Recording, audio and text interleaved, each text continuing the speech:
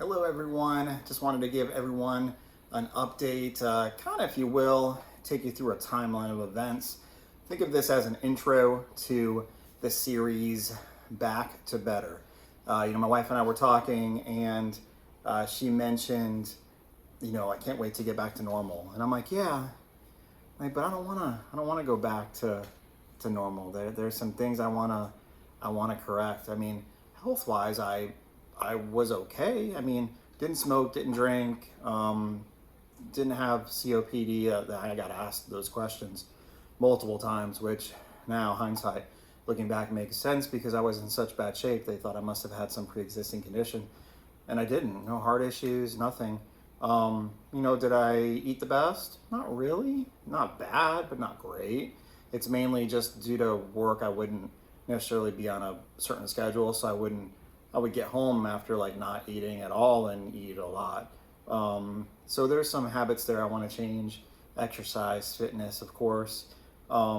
So I like the phrase of back to better. So that's what we're gonna call this series. So I have some notes in terms of a timeline I want to take you all on. A lot of people were like, what happened? Like what, were you vaccinated? No, I wasn't. I have that question a lot. So I was not vaccinated. Basically, daughter went to camp, came home. We thought she had strep. So on July 22nd, 23rd, Friday, my wife took her to the doctor, and I'm at work. Left work, wifey calls. She's like, hey, she doesn't have strep. Doctor thought to test for COVID. I'm like, well, yeah, let's rule out all the things. So as I'm heading home from work, wifey's like, yeah, she has COVID. Like, oh my goodness. So I get home. My son's visiting from California. We flew him in to surprise Lisa for her birthday. Obviously not the best birthday for her. I get tested negative. Lisa gets tested negative. CJ gets tested negative. So we're all negative. Next day, Saturday the 24th, I start to have symptoms. Wednesday, I'm in the ER, not feeling well. I get tested positive. I have pneumonia. So that's Wednesday the 28th. Sent home with medication. Back again, Sunday, August 1st, 9:45 a.m. in the ER, admitted, severe pneumonia, sepsis, and of course still positive for COVID. During that time, Lisa was tested positive. She started having fevers about the time I went into the hospital. Our son, CJ, was fine. He had it before in California. It was minor, thank God. But down here, he was still negative, so he was obviously staying away. Adriana was good in like 3 days. She bounced right back. So thank God for that as well. And so she was quarantined in her bedroom. So Sunday, ER, didn't have any rooms available, so in the ER, which it was July, so it was right when COVID was going and spiking again. It was very busy there. Not, I'm sure what it is now, but busy for sure. And so that night, that bed was absolutely horrible. So they were able to get me a different bed, same room. So at 11:30 p.m., I got a different bed, more comfortable. Next day, still in the ER. Next day, Tuesday, they finally moved me to the ICU and did a CAT scan. That was August 3rd. And then I believe I was moved to the PCU, possibly August 8th. Maybe 9th, not exactly sure on the time frame there, and then discharged August 12th. During that process, there was my sisters teamed up trying to get me plasma. I thought I was a different blood type. Turns out I'm B positive. So from my work family to my family to friends, my sister's church, Idlewild, like it all spread. Everyone was trying to get me blood. And there was not knowing, of course, knowing a little now, but then I didn't know what was going on, but just getting texts from people. So it has to be the same blood type because it's not blood, it's actually plasma. and the person has to have had COVID, but not the vaccine. So there was parameters there. Apparently B positive blood is very rare, so thank you all for that.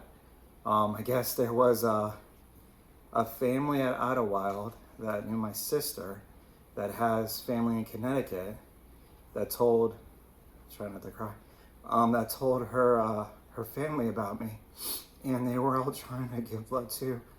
They had a little girl in the family, and she was running up the stairs saying, "Pray for Jonathan, pray for Jonathan," and you all did that. You all prayed me out of there. Thank you so much.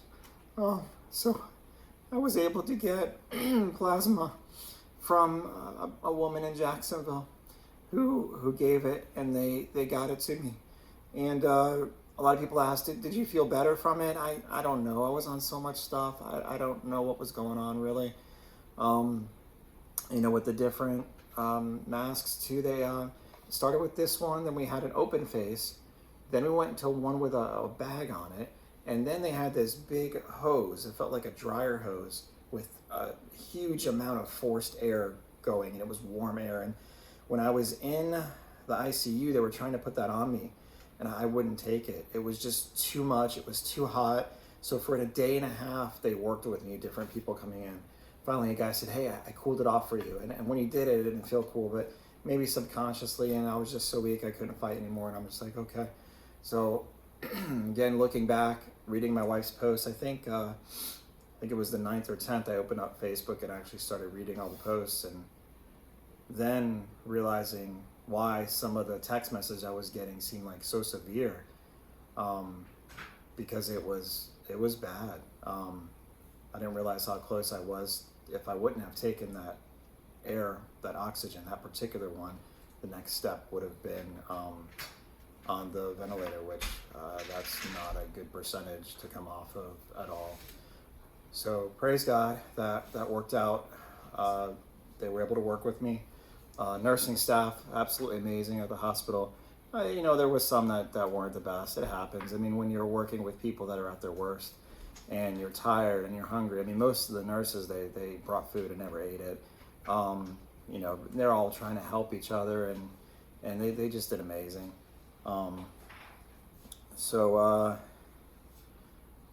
Then on the August 12th, I was discharged, finally able to get me down to 4 liters of oxygen, which is what I needed. And every time I would do something, my blood oxygen level would go down, which makes sense. You're expelling energy. So anytime I did that, they would come in and they would adjust my oxygen. Well, in my mind, that meant I wasn't going home because they're not getting me to where I need to be. So I had a talk with the doctor, and she said, well, of course, when you're doing things, it's not the best time to gauge where you're at because you're expelling energy and your oxygen is going to be low. So the respiratory therapist came in, and right away she put it at 10. And I'm like, no, we need to put that back to 4.5. That's where I was at the time. And she goes, no. You just went really low. You went down to like 77 on you. I said, yeah, but I was brushing my teeth and I was organizing my clothes. Those that know me, I can't sit still. So I'm organizing my whole room once I was able to feel better.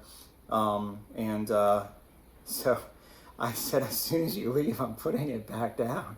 She goes, you're not touching it. I said, yes, I am. I said, doctor and I talked about this. I said, you can't always look at the numbers. You have to look at the person. I am getting the hell out of here. And as soon as she left, I put it down. Now, I kind of got the doctor in trouble, I guess, but it's fine. It needed to be done. So never saw a respiratory again after that. I had to have a nurse come in and like change my oxygen bubbler and put more liquid in there. So they just wrote me off. But yeah, I was definitely determined. And so I just wanted to put this timeline together as far as what happened. And thank you all so much for your prayers, your thoughts. We are working on getting better. I'm already getting better. Eating good, sleeping, we're still working on. My wife and daughter have been amazing, helping with everything. They're my little nurses. And so it's definitely good to be home on the road to recovery. Thank you again. Thank you for your continued prayers. Thank you also for praying for my cousin. He's battling as well, and he's doing good. He's winning. So praise God on that. And just appreciate you all so much. Thank you. I love you. and to God be the glory. So continue to look for more in this series of Back to Better. And if you could, go ahead and hit that subscribe button, because that helps us. Thank you so much. Make it a great day.